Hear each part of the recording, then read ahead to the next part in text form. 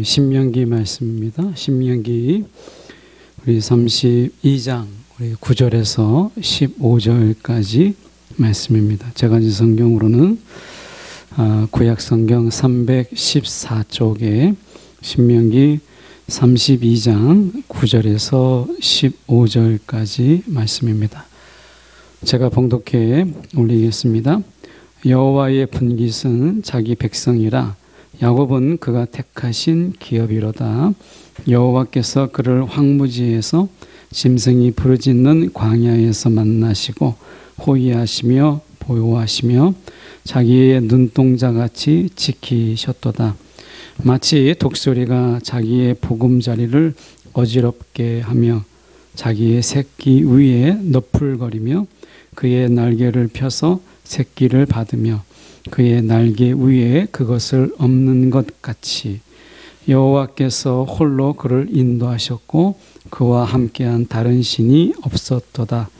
여호와께서 그가 땅의 높은 곳을 타고 다니게 하시며 밭의 소산을 먹게 하시며 반석에서 꿀을 굳은 반석에서 기름을 빨게 하시며 소의 엉긴 젖과 양의 젖과 어린 양의 기름과 바산에서 난 순양과 염소와 지극히 아름다운 밀을 먹이시며 또 포도즙에 붉은 술을 마시게 하셨도다. 그런데 여수론이 기름짐에 발로 찼도다. 내가 살찌고 비대하고 윤택함에 자기를 지으신 하나님을 버리고 자기를 구원하신 반석을 업신여겼도다. 아멘. 오늘 이 말씀 가지고 은혜를 거둬찬 자들이라는 제목으로 함께 말씀을 나누기를 원합니다. 오늘 짧은 구절이지만 하나님께서 이스라엘에 대해서 하나님이 어떻게 하셨는가라고 하는 것을 보여주시고, 그런 가운데 이스라엘이 하나님이 그렇게 때로는 부유하게 때로는 풍성하게 하셨던 그 하나님에 대해서 그들은 또한 어떻게 반응했는가라고 하는 부분을 저희가 살펴보는 이런 시간을 저희가 가지려고 합니다. 하나님이 오늘 13절과 14절을 먼저 잠깐 보시면 여호와께서 그가 땅의 높은 곳을 타고 다니게 하시며 밭의 소산을 먹게 하시며, 그리고 14절에 소의 엉긴 젖과 양의 젖, 그러니까 소의 엉긴 젖과 양의 젖, 이것은 낙농업이죠. 그러니까 하나님께서 이 낙농업으로 인해서 이스라엘을 굉장히 부유케 하신 거예요. 그러니까 낙농업이 굉장히 성공적으로 될 수 있도록 하나님이 그렇게 하신 것이고, 13절에 보면 여호와께서 그가 땅의 높은 곳을 타고 다니게 하시며 밭의 소산을 먹게 하시며 반석에서 꿀을, 이렇게 얘기할 때는 목축업이죠. 이런 목축업을 하나님께서 잘 되게 하셨고 또 낙농업도 잘 되게 하셨어요. 하는 일마다 하나님께서 정말 번영하게 하시고 또 하나님께서 그들에게 복이 되도록 하나님께서 그렇게 하신 거예요. 그러니까 이거를 왜 그렇게 하셨느냐? 다른 이유는 없어요. 9절에 보니까 여호와의 분깃은 자기 백성이라 야곱은 그가 택하신 기업이로다. 그냥 하나님이 이스라엘 백성들을 본인의 분깃으로 여겼고, 그리고 하나님께서 야곱을 택하셔서 그의 기업으로 삼으셨다라고 하는 것이죠. 그러니까 어떻게 보면 우리가 하나님께서 택하셨다라고, 그들을 부르셨다라고 하는 거 하나예요. 근데 우리가 하나님이 부르심으로, 그의 택함으로 인해서 그가 하나님께서 얼마나 신실하셨는가라고 하는 것을 보여주죠. 이것이 이제 언약이잖아요. 우리가 결혼도 언약이죠. 결혼의 언약은 이제 사랑함으로 우리가 한 남자를 택하고 한 여자를 택함으로 인해서 그 택한 자에 대해서 하나님이 부르시는 그날까지, 하나님께서 우리가 생명을 함께 준 그날까지 내가 신실하게 그 언약에 대해서 신실한 것, 이것이 이제 결혼이잖아요. 그러니까 어떻게 보면 하나님이 이 언약이라고 하는 것은 우리가 그것이 사랑으로 택하였을 때 그 사랑의 택함을 통해서 우리가 그것에 대해서 우리가 다시 무르지 않는 것, 그리고 그것에 대해서 내가 최선을 다하고 성실함으로 신실함으로 감당하는 것, 이것이 이제 하나님의 언약인 거죠. 그래서 어떻게 보면 이스라엘이 뭐 특별히 잘나거나 뭐 뛰어나거나 이런 건 없어요. 다만 하나님께서 이 말씀하시기를 여호와의 분깃은 자기 백성이라 라고 말씀하고 있는 하나님의 그 택하심, 하나님은요 어떻게 보면 하나님이 사랑으로 택하신 그 자에 대해서 하나님이 얼마나 신실한 자인가 라고 하는 것을 오늘 보여주고 있죠.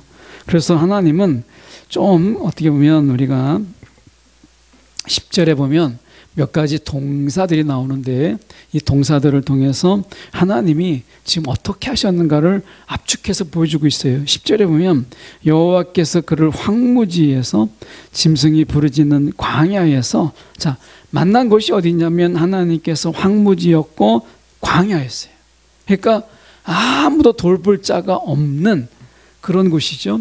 어떻게 보면 하나님의 손만 놔버리게 되면 다 죽을 수밖에 없는 황무지와 광야예요. 근데 거기서 하나님이 만나주셨고 호위하셨고 보호하셨고 자기 눈동자같이 지키셨도다, 이렇게 이야기합니다. 그러니까 지금 단순하게 하나님이 광야에서 그들을 만나주셨다는 이 만남이 얼마나 복이겠어요. 아무도 지금 말씀 속에서 12절에 보시면 여호와께서 홀로 그를 인도하셨고 그와 함께한 다른 신이 없었도다. 아무도 이스라엘을 돌보려고 하는 자도 없었고 아무도 이스라엘에 대해서 생각하는 자도 없었어요. 여러분, 그때 황무지에서 어떻게 보면 광야에서 만나시고 호위하시고 보호하시고 지키시는 분은 하나님 한 분밖에 없었어요. 그래서 그런지 몰라도 이스라엘은 이 하나님 한 분을 그들은 불평도 하고 원망도 했지만, 그러나 그 하나님에 대해서 그들은 어쨌든 마음에 안 들어도 하나님 한 분밖에 없으니까 그들은 하나님을 의지했어요. 아마 이스라엘이 하나님을 향한 가장 큰, 제일 그래도 믿음이 제일 좋았던 때가 언젠가라고 생각해 본다면 그것은 우리가 개인 어떤 모세나 다윗이나 이런 신앙의 위인들 빼놓고는 이스라엘의 어떤 평균적인 어떤 신앙 속에서 가장 믿음이 좋았을 때가 언제일까? 그것은 광야예요. 그들이 아무도 그를 돌봐주는 자가 없고 아무도 그들을 지키는 자가 없잖아요. 하나님만 정말 그렇게 하신 것이죠. 그래서 그들은 겁없이 하나님 앞에 정말 불평하고 하나님 앞에 원망하고 다시 애굽으로 돌아가겠다라고 그렇게 이야기할 때 정말 겁을 상실한 것이잖아요. 하나님이 아니고는 누가 그들을 돌볼 수 있겠어요. 그런데 눌렸던 그 어떤 바로에게 눌렸던 그 노예로 살았던 그들이 하나님이 너무 편하게 느껴진 것이죠. 그래서 광야에서 하나님께 원망하고 불평했던 것이에요. 그러나 이스라엘도 알죠. 결국에는 하나님밖에 없었다라고 하는 것을 그들도 알았어요. 그게 광야의 이 신앙이잖아요. 이 광야의 신앙이 그들 이스라엘에게 있어서 이스라엘 역사 속에서 한번 쭉 보면 가장 이스라엘이 하나님을 향한 믿음이 제일 좋았을 때, 그나마도 제일 좋았을 때가 광야예요. 어떤 측면에서 믿음이 제일 좋았다고 하느냐? 하나님만 알았거든요. 하나님만. 그러니까 세상의 신은 하나님만 있는 줄 알았던 거예요. 물론 100% 그렇다, 퍼펙트하게 그랬다, 그건 아니에요. 이스라엘은 우리가 제물을 드릴 때에도 우리가 레위기에 나와 있는 것처럼 염소를 드릴 때에도요, 염소를 숭배하는 그 우상 숭배가 있었잖아요. 그래서 염소를 드릴 때에도 하나님께서는 광야 가운데서 그냥 아무 데서나 하나님이 제물을 잡도록 허락하지 않으셨어요. 왜냐하면 염소를 섬기는 그런 우상이 있었기 때문에 하나님께서는 제사장의 그 감독하에서, 하나님의 회막 앞에서 제사장들의 감독하에서 염소를 잡고 양을 잡고 소를 잡도록 하게 하셨어요. 그만큼 여러분, 하나님과 함께 하지만 그러나 우상이라고 하는 이런 것들이 멀리 있지 않았어요. 굉장히 가까이 있었다라고 하는 것을 우리가 보게 돼요. 그래서 우리가 보면 우리가 그나마도 이스라엘이 광야에서 다른 신들에 대해서 가장 적게, 정말 최소의 이 어떻게 보면 기웃거림, 다른 신들에게 조금 기웃거리고 다른 신들에게 관심을 갖고 했던 시간들이 제일 적었던 시간은 광야의 시간이에요. 그나마도 광야에서는 우리가 하나님 외에 다른 신들에 대해서 우리가 기웃거리는 것이 제일 적었어요. 그래서 하나님이 그들에 대해서 어떻게 하셨느냐, 11절에 보시면 우리가 10절과 11절을 같이 봐야 되는데요, 제가 10절을 나눠서 봤기 때문에 10절을 우리가 다시 하반절에 보시면, 중반절부터 보면 하나님이 광야에서 만나시고, 근데 이 광야가 어디예요? 짐승이 부르짖는 광야예요. 허기진 짐승들이 막 울부짖는 그런 곳입니다. 하나님이요, 그들을 놔둬버리면 광야에서 다 죽을 수밖에 없는 그런 곳이에요. 짐승이 부르짖는 광야에서 하나님은 만나주셨어요. 그리고 친히 불기둥과 구름기둥으로 하나님께서 호위하셨고, 그리고 보호하셨고, 그들을 지키셨어요. 그렇게 하지 않으셔도 되는데 하나님의 택하심 속에서 그 사랑의 택함에 신실하셨어요. 그 언약에 신실하셨어요. 그리고 11절에 보면 하나님이 이렇게 말씀하셨어요. 그냥 지키시는 것으로 끝나지 않으셨습니다. 11절에 보면 독수리가 자기의 보금자리를 어지럽게 하며 자기의 새끼 위에 노풀거리며 그의 날개를 펴서 새끼를 받으며 그 날개 위에 그것을 엎는 것 같이, 이거죠. 이게 뭘 상상하는 거예요? 그러니까 독수리가 새끼를 날게 할 때 어떻게 하죠? 일부러 그 보금자리를 막 가시나무 같은 것이라든지 아니면 거기에 있는 가지런했던 나무들을 막 엉켜 놓습니다. 막 흐트러 놔요. 그러면 이 새끼들이 거기서 막 비비고 이렇게 엉덩이를 누르고 있으려고 해도 거기 자꾸 찌르게 되고 하니까 어떻게 되냐면 결국에는 보금자리에서 자꾸 벗어나고 싶은 거예요. 그래서 아직 날개짓도 못하는 이 독수리 새끼들이 그 보금자리에서 떨어지게 돼요. 스스로 이제 나가게 되는 거죠. 그렇게 되면 날개짓을 못하게 되는 거죠. 그럴 때 어미새가 가만히 보고 있다가 떨어지는 새끼새를 자기의 날개로 잡아서 날개에 얹어서 다시 보금자리에 올려놓는 거예요. 훈련을 이야기하는 것입니다. 광야에서는요, 우리가 아셔야 될 게 뭐냐면 하나님은 만나시고 호위하시고 보호하시고 지키셨어요. 근데 하나님은 그것만 하시는 게 아니에요. 교육과 훈련을 병행하셨어요. 광야는 만남의 자리이지만 광야는 또한 훈련의 자리예요. 왜냐하면 그들은 광야에서 계속해서 사는 게 아니라 가나안 땅에 들어갈 자들이잖아요. 그래서 하나님께서는 그들을 그렇게 훈련하셨어요. 이스라엘의 불평은요, 사실은 여기에 있어요. 하나님이 만나주시고 지키시고 호위하시는 가운데 불평이 있는 게 아니라 사실은 광야에서 그들의 불평은 어디에서 있느냐? 하나님이 그들을 철저하게 훈련하셨다는 데 있어요. 아마 우리도 신앙 가운데서 하나님께 우리가 정말 원망하고 불평했던 순간들이 어느냐? 하나님이 먹을 것을 주시고 우리를 만나시고 우리를 지키시고 할 때 누가 불평할 수 있겠어요? 감사하죠. 그런데 우리가 신앙 가운데서 원망과 불평이 언제 있느냐?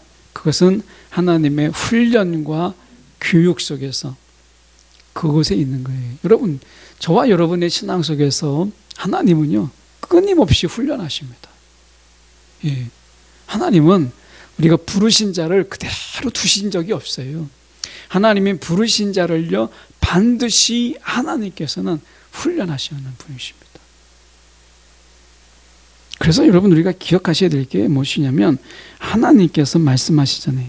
훈련하셨다, 이렇게 말씀하세요. 지금도 여러분, 우리가 신앙의 광야 속에 아무도 우리를 돌볼 자가 없고 낙심과 절망 속에서 우리를 챙겨줄 자가 없는 그런 가운데서 하나님 우리 가운데 하시는 것이 무엇이에요? 지키시고 보호하시죠. 그런데 하나님은 그렇게만 하지 않으세요. 하나님은요, 분명히 우리 가운데 훈련하세요. 신앙의 훈련을 하나님께서 하시는 거예요. 그런데 자, 여러분, 우리가 보시면 하나님이 정말 지키시고 훈련하시고 우리가 먹을 것을 풍성케 하셨잖아요. 그러니까 사실은 우리가 원망할 게 없어요. 근데 문제는 무엇이냐면 우리가 15절입니다. 15절에 보시면, 그런데 여술은 이렇게 돼 있죠. 이 여술이라는 이 말은 우리가 잘 알고 있는 그 말씀인데요, 의로운 자들이라는 뜻으로 되어 있는 말입니다. 그 의로운 자들, 그러니까 너희는 의로운 자들이다 라고 하나님께서 이제 여겨주시는 거죠. 여술은이 기름짐에 이렇게 돼 있어요. 먹고 이제 배가 부르는 거예요. 밑에 보면 우리가 기름짐에 살찌고 비대하고 윤택하였다 이렇게 돼 있잖아요. 그러니까 어떻게 됐냐? 하나님을 발로 찼다는 거예요. 하나님을 걷어찼다는 거예요. 더군다나 하나님을 버렸고 하나님을 업신여겼다라고 이야기해요.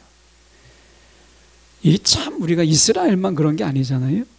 이스라엘만 그런 게 아니라 하나님이 그를 의로운 자들이다라고 여겨줄 정도로 이들은 의롭지 않잖아요. 근데 하나님이 그들을 의롭다라고 여겨주는 그들, 이것은 하나님의 사랑으로 지금 부르는 이름이잖아요. 여수르니요 이렇게 말하고 있는 거죠. 사실은 그들이 의로운 자가 아니란 말이에요. 그런데 하나님께서 지금 그들을 부르셨고 언약관계 속에서 하나님이 그들을 뭐라고 부르느냐면 사랑을 잔뜩 담아서 여수르니요라고 부르고 있는데, 그들이 배가 불렀어요.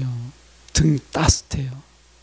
배가 부르고 등 따뜻하니까 우리가 이제 어떻게 보면 이제 풍성해지니까 하나님을 발로 차고요. 하나님을 업신여기고 그리고 하나님을 버렸다는 거예요. 이거 너무 기가 막힌 일 아니겠어요? 그런데 정말 이스라엘만 그럴까요? 아닙니다. 제가 중국을 오래 다녔는데 제가 중국에서 본 그런 중국의 성도들을 보면서 자본주의의 발달, 어떻게 보면 물론 이제 중국은 아직도 완전한 자본주의다 이렇게 말할 수 없지만 시장 자본주의 영향이 굉장히 많은 이런 곳이 중국이잖아요. 중국에서는 제가 한참 중국이 발달할 때 정말 그들이 한 시간에 돈을 조금만 더 준다고 하면 그들은 얼마든지 직장을 옮겼어요. 그리고 퇴근했다가도 얼마만 더 준다고 하면 다시 일할 수 있는 그런 자들이었어요.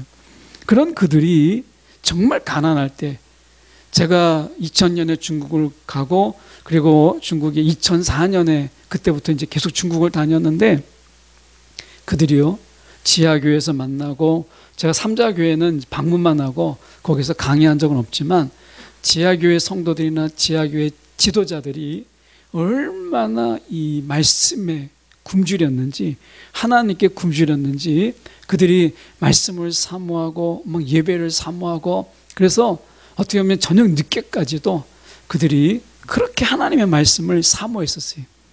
그런데 이제 중국 경제가 발달하고 그러면서 그들도 역시 이제 경제적인 윤택함이 있게 되니까 뭐부터 나타나기 시작했느냐? 예배가 둔해지기 시작했어요.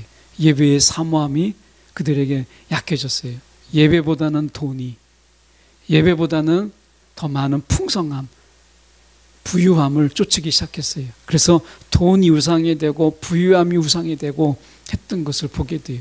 중국의 교회들이 지금 시진핑에 의해서 많은 교회들이요 이미 코로나를 핑계로 해서 문을 닫고 있습니다. 수많은 선교사들이 쫓겨났거나 아니면 발이 묶였어요. 그런데도 불구하고 중국 교회가 이것에 대해서 반발하고 있지 않아요. 이것은요 무엇을 시사하냐면, 제가 2007년 정도 되죠. 2007년에 삼자교회입니다. 이 지하교회가 아니에요. 삼자교회는 중국 공산당과 굉장히 협력 관계에 있는 그런 교회예요. 그런 이 삼자교회의 목사님이 교회가 한 1000명 정도 됩니다. 중국 교회가 그때 1000명 된 교회인데, 예배를 이제 공산당에서 이렇게 어떤 이유로 방해하니까 이 1000명의 성도들이요 그 공산당, 물론 이제 지역 공산당이죠. 그 지역 공산당에 1000명이 가서 우리 예배를 방해했다고 삼자교회가 시위한 적이 있었어요. 제가 깜짝 놀랐어요. 공산사회잖아요. 여러분, 공안이 얼마나 무섭게 그들을 우리가 막 지배하고 있는 그때인데 예배를 방해한다고. 지하교회 같으면 제가 이해하겠어요? 삼자교회가 그들의 교회 설립이 공산당의 허락을 받고 있는 그때에 공산당에 찾아가서 예배를 어떻게 너희가 방해할 수 있느냐라고 시위를 했어요. 그 공산당이 그들에게 사과를 공식적으로 하고 예배를 드렸던 엄청난 일이 2007년에 제가 기억하기로는 그때 중국에 있었어요. 그만큼 삼자교회든 지하교회든 중국교회가 예배를 굉장히 사모했어요. 예배를. 그래서 이 중국교회가 이제 나중에 지금은 조금씩 나타나고 있어요. 지금 우리나라에 비해서는 그렇지 않지만 여러분, 중국교회가요 선교를 합니다. 여러분 상상 못 해보셨죠? 중국교회가 선교를 해요. 그래서 지금은 이제 교회가 모이지 않지만 우리가 이 중국에 있는 교회에 어디라고 좀 이야기하기는 설교 시간이 좀 어렵고, 그래서 중국에 있는 그 교회를 우리가 세웠잖아요. 그 교회에 세웠을 때 그 사역자가, 제가 인터뷰할 때 그 사역자를 세웠던 결정적인 이유가 무엇이냐면, 이 사역자가요 아프가니스탄에 선교를 나간 사람이었어요. 그래서 영어를 나름대로 굉장히 어눌했지만 영어를 준비하고, 그러면서 아프가니스탄에 그 전쟁 지역, 그때 당시 아프가니스탄이 분쟁 지역이었습니다. 이 중국 사람이 산동 사람이었는데, 이 사람이 자기가 선교를 위해서, 중국 사람인데 선교를 위해서 언어를 준비하고, 그리고 아프가니스탄에 갔다가 1년 있다가 결국에는 분쟁이 너무 심해서 다시 돌아오긴 했지만 선교를 했다라고 하는 것은요, 여러분, 중국 교회에서 상상할 수 없는 일이에요. 그런데 그렇게 선교로 그가 아프가니스탄에 다녀왔던 그런 부부였어요. 여러분, 중국 교회가, 우리가 마지막에 이 중국 교회들이 선교에 쓰일 가능성이 굉장히 많고요. 지금도 중국 교회들이 지하교회에서부터 이 선교를 이미 시작하고 있습니다. 여러분, 우리가 정말 교회가 기도가 필요한 거예요. 중국 교회도 여러분 선교에 눈이 열리고 있다는 거예요. 그만큼 중국 교회가 전부가 타락한 건 아니지만, 그러나 정말 중국 교회 많은 교회들이 물론 이제 선교도 하고 있지만 중국 교회 성도들이 이제 점점 배금주의로 가고 있어요. 금을 숭배하고 그리고 돈을 숭배하는 이런 쪽으로 가고 있어요. 그들 속에서 하나님을 향한 이 간절함, 이런 것들이 제가 매년 중국을 가보면서, 코로나 때문에 못 가지만 매년 가면서 느끼는 게 바로 그것이었어요. 중국 교회가 복음의 순수성을 떠나서 그들도 변질되고 있구나. 돈이라고 하는 것, 풍성함이라는 것으로 인해서 그들이 변질되었구나 라고 하는 것을 보게 돼요. 여러분, 오늘 여술은 이스라엘이 바로 그 얘기예요. 하나님께서 농업과 목축업과 낙농업을 통해서 그들을 배부르게 하셨고, 광야 가운데서도 하나님께서 그들을 지키셨는데 어떻게 했어요? 그들이 이제 광야, 아무도 막 짐승이 울부짖는 그 속에서는 자기들이 하나님 외에 누가 있어요? 그러니까 하나님을 붙잡는 거예요. 원망하고 불평하지만 하나님을 떠나지 못하잖아요. 그만큼 하나님을 의지했다는 거예요. 막 불평하지만 그러나 하나님을 떠나지는 못하는 거예요. 그만큼 광야는 그런 곳이었어요. 하나님을 의지하는 곳이었어요. 여러분, 우리의 신앙이요, 광야에 있어야 돼요.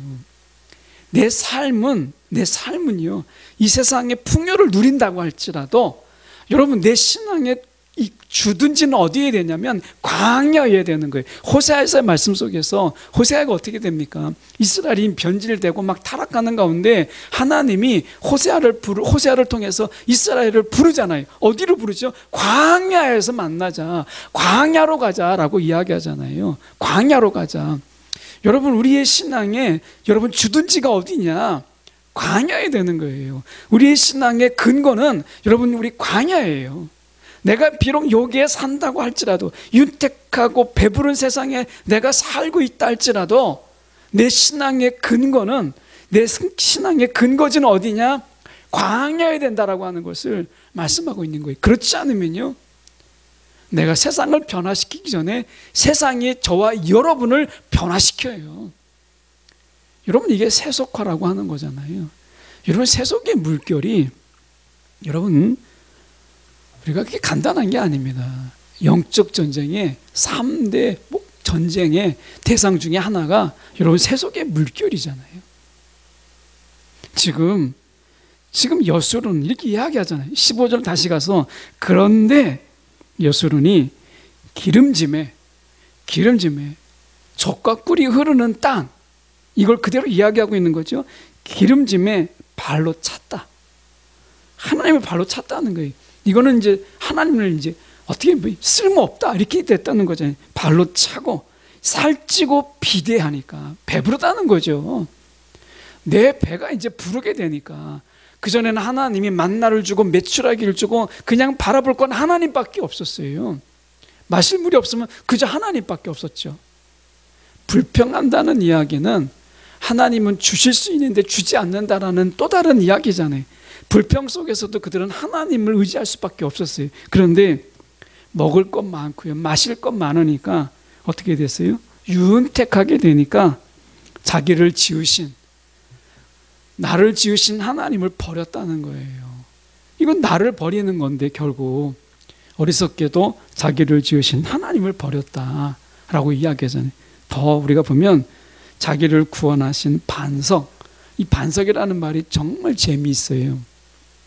이 반석이라는 말은 물론 우리가 성경 속에서 딱 2번 다르게 이제 2가지 의미를 쓰여요. 물론 2번이 아니라 절대적인 부분은 여기서 반석이라는 말로 썼어요, 히브리어가.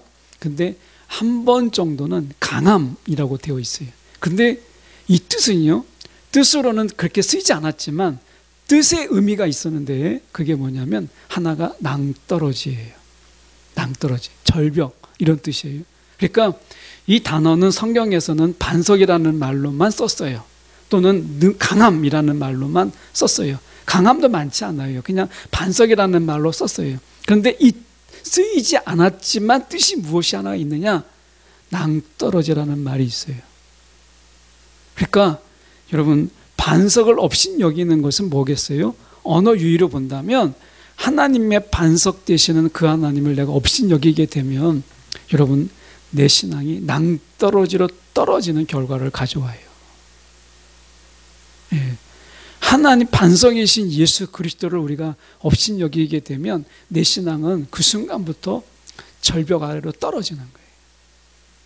성경에 우리가 보면 창세기 49장 24절에 보시면 이스라엘의 반석이신 하나님께서, 반석을 치매 물이 났다라고 하는 것은 예수 그리스도를 상징하잖아요. 여러분, 혹시 우리 신앙 속에서 야, 하나님 없이도 뭐 살만하네 라는 말을 조금이라도 생각을 조금이라도 하고 있다면 여러분, 이 신앙은요, 우리 가운데 경고의 사인입니다. 이거는 굉장한 위험한 신앙에 내가 이르렀구나 라고 하는 것을 여러분, 적색경보예요. 야, 내가 하나님 없이도 뭐 살만하네 라는 생각이 조금이라도 들었다면 여러분, 내 신앙은 이미 많이 변질되었구나 생각하시면 딱 맞아요. 이거는 신앙의 여러분 적색경보예요. 야, 하나님보다 뭐 돈이 있는데, 뭐 내가 하나님 말고도 내가 이런 든든함이 있는데, 뭔가 하나님 말고도요, 내 속에서 뭔가 든든함이 있다라고 할 때, 그게 사람이든 돈이든 건물이든 여러분 내 속에 뭔가 하나님 말고도 든든함이 느껴지십니까? 여러분, 그렇다면 정말 여러분 위험 신호예요. 예. 그 선을 넘으면 여러분 이제 하나님을 버립니다. 예. 우리가 하나님을 버려요. 하나님을 발로 찹니다. 하나님을 우습게 여기게 돼요. 예. 여러분, 그래서 내가 사는 이 땅이 풍성하고 윤택한 것은 정말 복이죠. 그러나 내 영적인 신앙의 근거는 어디에 둬야 되느냐? 광야에 두어야 되는 거예요. 광야. 하나님이 없으면 내가 없고 하나님이 나를 지키시고 나를 포위하시고 나를 보호하여 주실 바로 그 광야. 하나님이 나를 만나 주시고 내가 하나님을 만나는 광야. 여러분, 우리가 있어야 될 곳은 영적으로는 광야예요. 내 삶은 여기에 살고 있을지라도 우리가 중거 집단이라는 말이 있잖아요. 사회학에서. 이게 뭐냐면 나는 지금 이렇게 살고 있는데 내가 저 사람의 삶이 부러운 거예요. 저 집단이 부러운 거예요. 저 계층이 부러운 거예요. 이것을 우리가 중거 집단이라고 하거든요. 지금 드라마 같은 데 보면 막 웬만하면 대기업들 뭐 집들이 나오잖아요. 그러면 야, 뭐 집이 얼마나 넓은지 드라마 보면서 우리가 중고 집단이 바로 저택에 향한 이런 마음이 있기 때문에 드라마가 그렇게 나오는 거잖아요.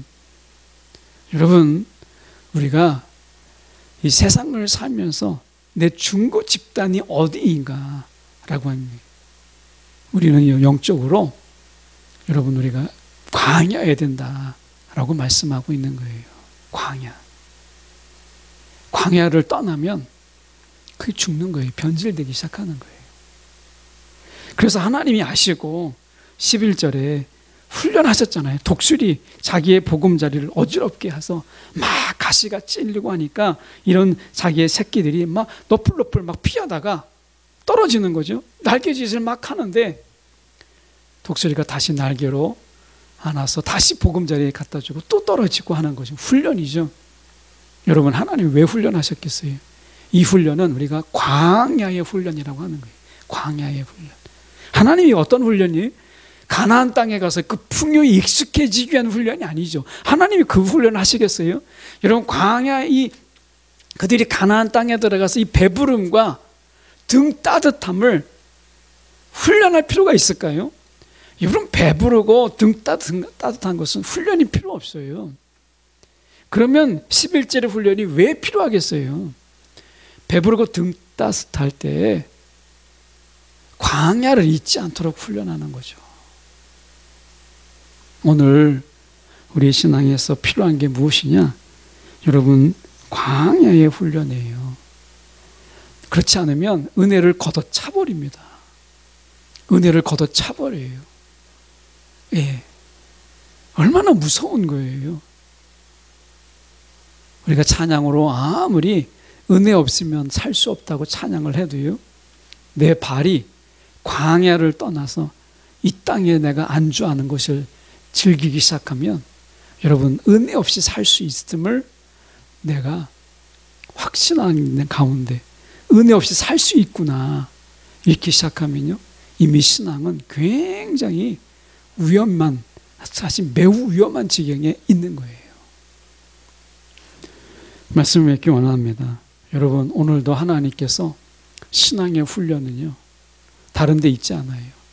이 훈련이, 광야의 훈련이 신약에서는 다르게 얘기하죠. 십자가. 그게 십자가죠. 고난. 여러분, 이 십자가의 고난 우리 가운데 왜 허적해요? 광야죠, 광야.